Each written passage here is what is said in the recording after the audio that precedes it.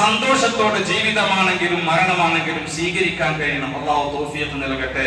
ഹബീബായ റസൂലുള്ളാഹി സ്വല്ലല്ലാഹു അലൈഹി വസല്ലം തങ്ങൾ എല്ലാ ദിവസവും രാത്രി തഹജ്ജുദ് നിസ്കരിക്കാൻ വേണ്ടി എഴുന്നേൽക്കും.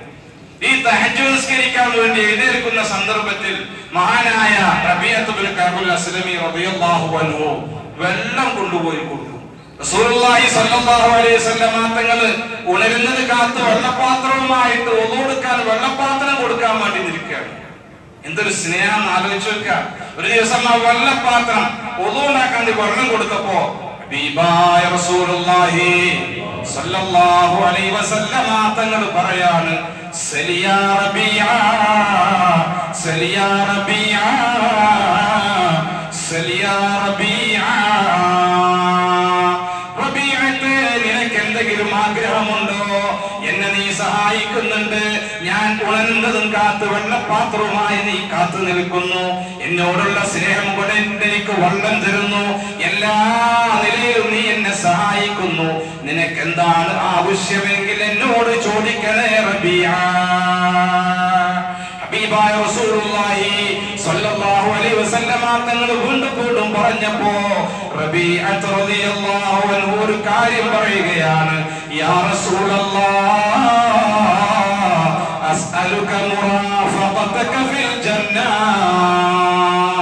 അസ്അലുക മുറാഫഖതക ഫിൽ ജന്നah.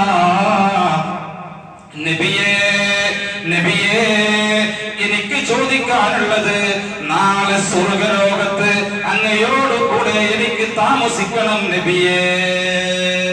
ഇന്ന് ഈ ലോകത്ത് ഞാൻ ഹബീബായ നബിയെ കാണുന്നുണ്ട്. നാളെ മരണശേഷവും പരലോകത്ത് സ്വർഗ്ഗത്തിൽ ചെല്ലുമ്പോ ഹബീബായ നബിയെ അങ്ങയോട് കൂടെ സ്വർഗ്ഗത്തിൽ എനിക്ക് താമസിക്കണമെന്ന് പറഞ്ഞപ്പോ ഹബീബായ റസൂലുള്ളാഹി സ്വല്ലല്ലാഹു അലൈഹി വസല്ലം തങ്ങൾ പറയുകയാണ്, അവഗൈറ ദാലിക യാ റബീഅ. റബീഅത്തെ ഇതല്ലാത്ത വേറെന്തെങ്കിലും ചോദിക്കണേ. അവഗൈറ ദാലിക യാ റബീഅ. ഇതല്ലാത്ത വേറെന്തെങ്കിലും ചോദിക്കണേ. ഹബീബായ റസൂലുള്ളാഹി സ്വല്ലല്ലാഹു അലൈഹി വസല്ലം തങ്ങൾ ഇത് പറഞ്ഞപ്പോൾ റബീഅത്ത് പറഞ്ഞു, നബിയേ എനിക്ക് ഇതല്ലാത്ത വേണ്ട, എനിക്ക് വേണ്ടത് അസ്അലുക മുറാഫഖതക ഫിൽ ജന്നah. എനിക്ക് വേണ്ടത് നബിയേ അങ്ങയോടൊപ്പം സ്വർഗ്ഗത്തിൽ കഴിയണം.